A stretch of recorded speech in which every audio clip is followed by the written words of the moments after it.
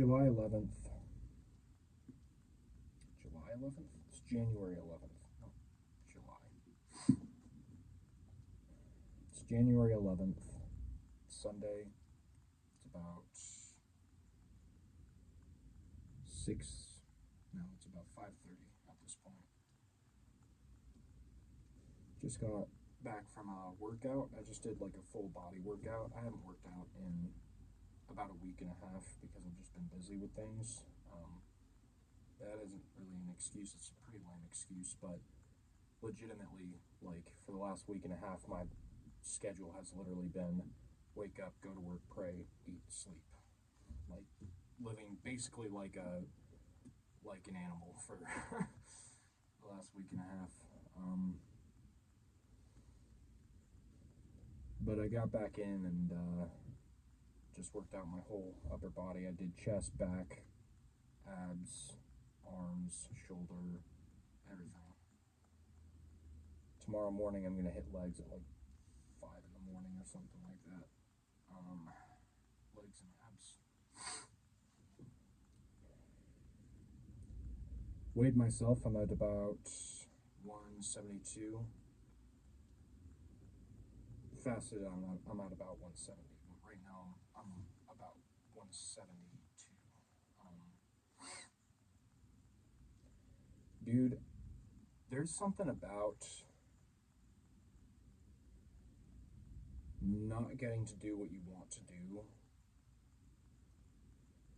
resting for a good bit from it, and then coming back and you're like 10 times stronger. Because that's kind of what I've noticed. Let's take it just physically, for example. Literally, I had been away from the gym for a pretty long time at one point, and as soon as I got back in, I thought I was super weak. I felt lethargic. I felt low energy. I felt a lot of brain fog. And then I waited another week and a half, and today it's like, bro, best pumps I've ever had. That was one of the best workouts I've ever had. I feel amazing. Still, even, I feel like that endorphin rush right now from the combination of lifting a bunch, moving a bunch because I do calisthenics as well as weight training, doing cardio afterwards, and then hitting the sauna. Like, it's just such a, that protein shake is going to taste amazing, that beef is going to taste amazing, that rice is going to taste amazing. It's going to like fully saturate like literally everything. But this is the scary part, right? This is where this is where you get to like the legitimately like kind of mind screwing part of it, is that I know that I'm like nowhere near my full potential. And you know, that whatever, obvious, right? I'm pretty skinny. I'm 6'1". I'm pretty skinny. Been working out for about 4 years. I've been trying to lock in on my diet. It's just been like, again, not an excuse, but I have been busy. But it's like after that rest period, I get back in the gym and I'm like PR after PR after PR after PR. Weight going up, reps going up, movements are better, deeper. I feel better. I stepped out of the shower a few days ago and like across my shoulder, like I saw like a stretch mark scratch that was like actively healing. And it felt like, bro, I'm literally like, I'm gonna be a beast, and I can feel that. Now, I want that to translate into my prayer life. I want that to translate into how I do my habits. I want that to translate in not just the physicality part of it, but in literally everything I do. I want to be a beast in literally every area of my life. That's what I want.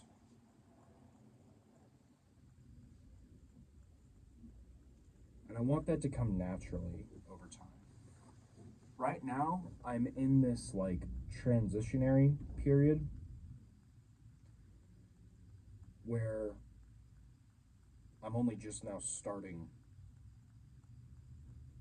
to become that. I'm at the very, very beginning where it's a weird gray area transitionary phase where you don't have a whole lot of vision with it, with really anything. You don't have a lot of execution going on. You're thinking about it a lot. You're trying to do everything that you need to do constantly. There's a lot of pressure behind you. And every single week doesn't feel good. It actually feels worse and worse every week. It feels like you're just barely keeping your nostrils above the tidal waves that threaten to surround, drown, and pull you to the very depths of your own depravity. But then on Sundays, you go to church, you meet God. For us more Eastern tradition Christians, like the Catholics or the Orthodox, we go there and we literally consume God. Like we get to participate in the divine energy. And the Catholics don't have this distinction, so I'm sorry if I alienate both Protestants and Catholics, but it's like you get to participate in the divine energies of Christ. And you get to meet him. And in that, he dwells within you.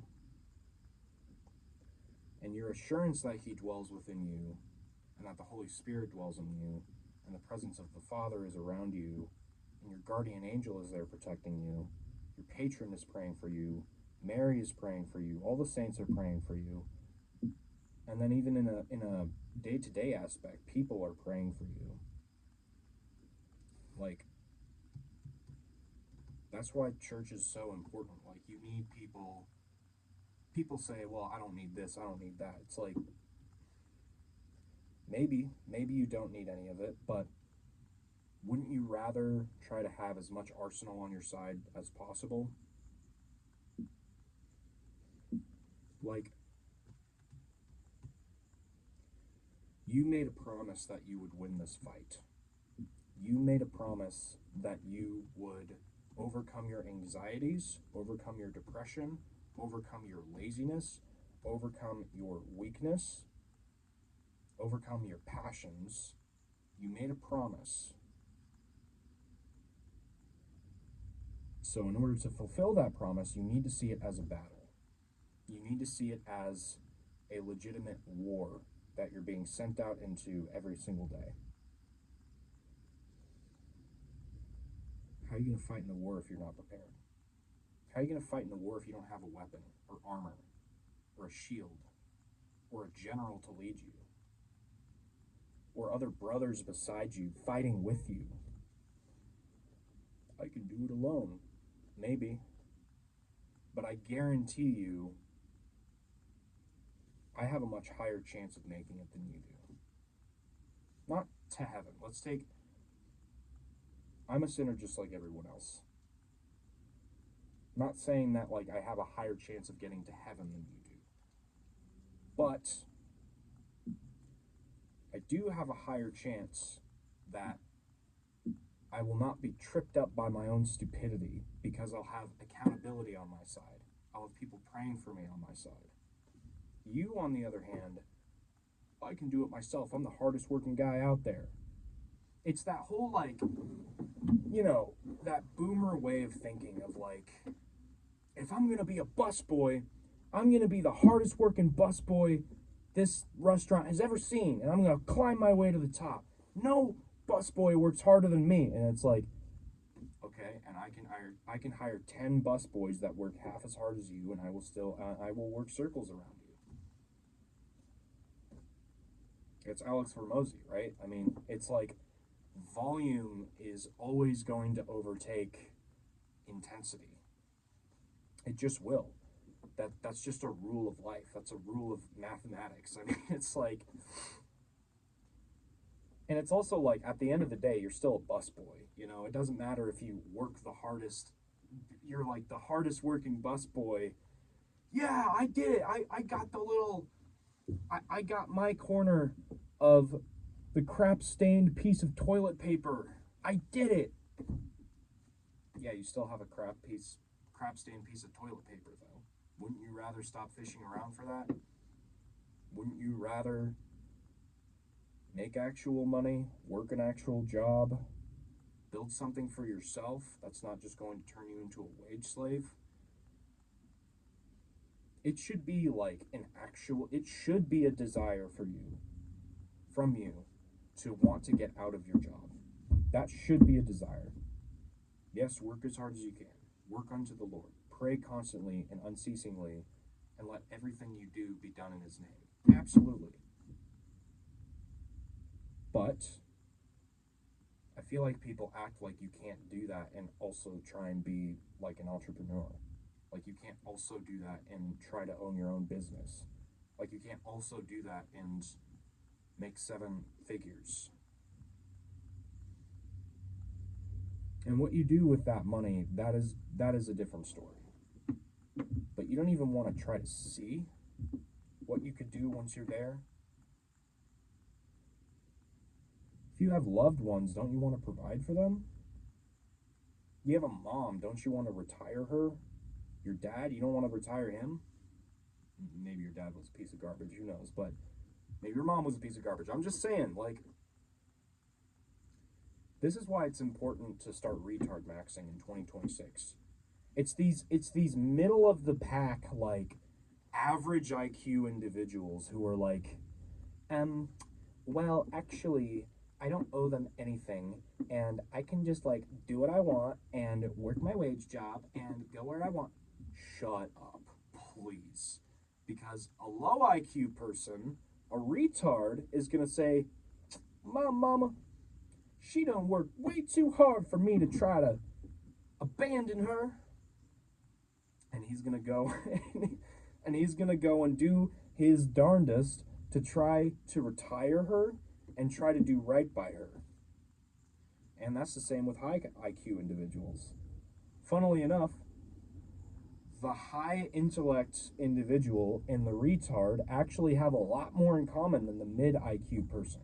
That's like the what's it called? The bell curve horseshoe theory of practical intelligence.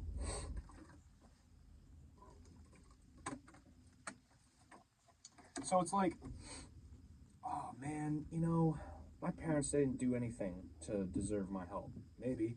Can you think of one person that you might want to retire or help out? This is the thing. The retard is also not so self-obsessed. The retard constantly thinks about other people. He's not introspective. He's not like, but I have anxiety and I have these issues and I gotta deal with it. But yeah, okay, great. The retard constantly thinks of how everybody else is doing. He constantly thinks about how, maybe not how they're feeling, but at least how they're doing. So he's going to take steps and actions towards making sure that they're good. And he's not going to think about it that hard. He's just going to do it.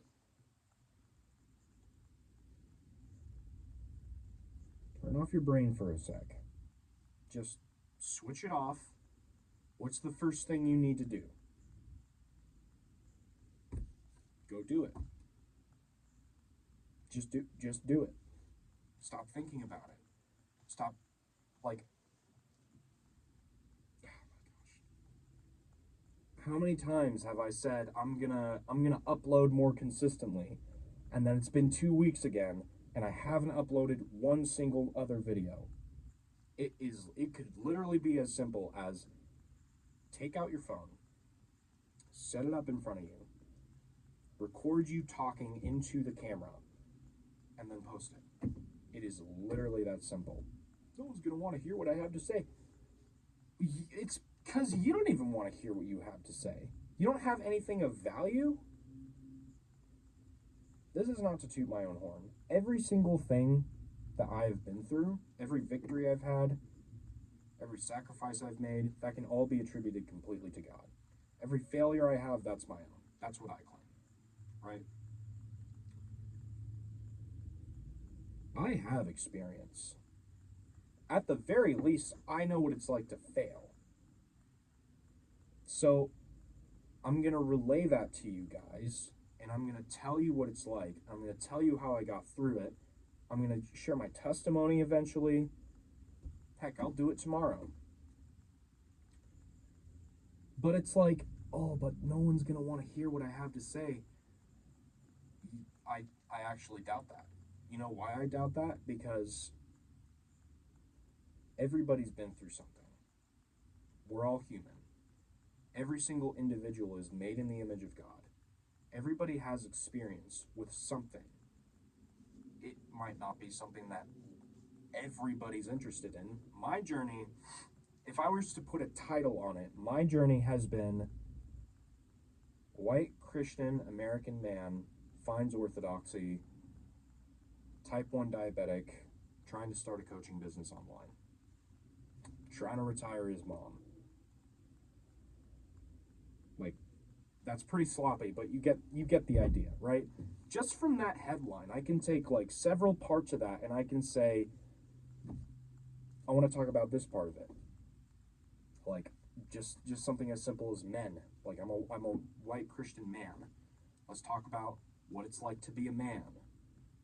I'm a Christian. Let's talk about what it's like to be a Christian. I'm Orthodox. Let's talk about the distinctions of orthodoxy. I'm white. Let's talk about how I feel about America as a white man, you know? Type 1 diabetic. Let's talk about my struggles with I could literally take... You guys need to... okay, this is the contradiction. You guys need to both stop thinking and start thinking. Have a little period. Have a little session with yourself. Say, this time of the day is my thinking time. This is when I'm going to think about stuff. All right, I've thought about stuff. The rest of your day needs to be action.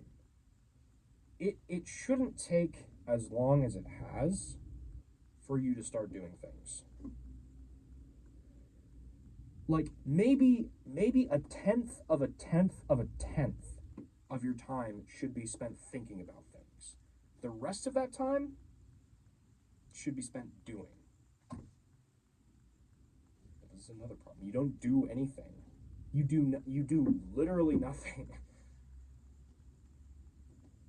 That was my life in the last week and a half. It's literally like I wake up, say a little prayer, eat something, go to work. While I'm at work, listen to some podcast or an audiobook or music or whatever, do my job, get home. I'm exhausted, so I just eat. I read something, I play little video games, and then I go to sleep. It's so, like, I can't... I literally can't do it anymore. I just can't. Like, I've said this before in previous videos, but it needs to get to a point where I have literally no option but to start progressing. I need to work myself into such a corner to where the only thing I do is progress. That needs to be my goal. That needs to be where I am. That needs to be where I start doing. And I need to stop thinking. Turn yourself into the retard that you once were.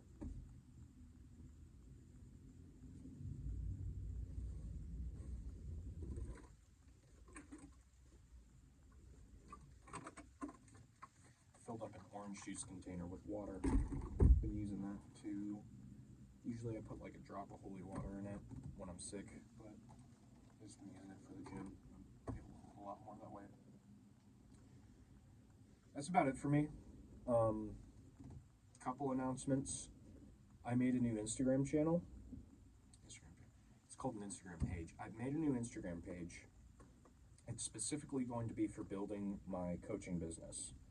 I'm going to start uploading on it a lot more consistently. Monday, Tuesday, I'm going to be uploading on there. I'm going to be on YouTube. You guys will see me very active. Wednesday through Sunday, I will not be active at all. The reason for that being is because I'm going on a trip to Arizona, St. Anthony's Monastery. And I've never been to an Orthodox monastery, so it's going to be quite the experience. I hope that I come back with something that humbles me and gives me some new direction on what I need to do, where I need to go with Christ. And I hope after that Sunday I just get back into it with more intensity than I had before. But anyway, I also thought it didn't make a whole lot of sense to be super active on my Instagram page right before I'm about to leave, so I'll try and post once a day, at least on my stories. But after that, it's just gonna be like you guys will be seeing me. That's all I got for today. God bless.